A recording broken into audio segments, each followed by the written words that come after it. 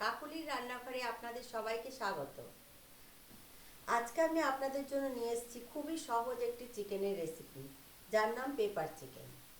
Pepper chicken করতে আমার লাগছে চিকেন, টক দই, রসুন, গোলমরিচের গুঁড়ো, নুন আর সাদা তেল। আমি আগে থেকে চিকেনটাকে একটু টক দই আর নুন দিয়ে ম্যারিনেট করে রেখেছি।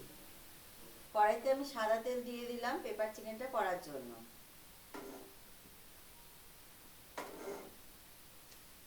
তেল আমার গরম হয়ে গেছে, আমি আস্তে আস্তে দিয়ে দিচ্ছি রসুন কুচি।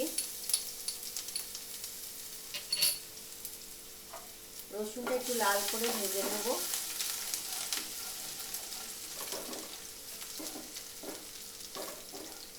এবার আমি চিকেনটা আস্তে আস্তে দিয়ে দিচ্ছি।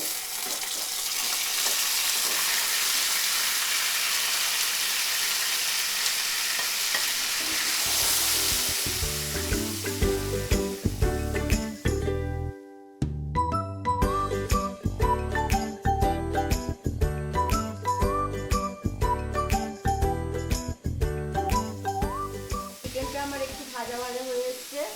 এরপরে আমি দিয়ে দেবো গোলমরিচের গুঁড়ো আর টক দই আর তার সাথে নুন।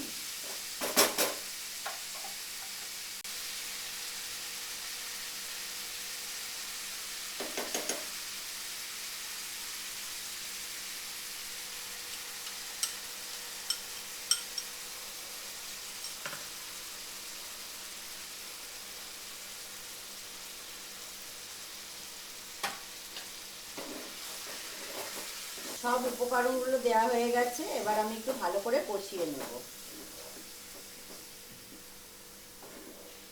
পেপার চিকেন আমার তৈরি হয়ে গেছে, এবার আমি নামিয়ে নেব, নামিয়ে সার্ভ করব।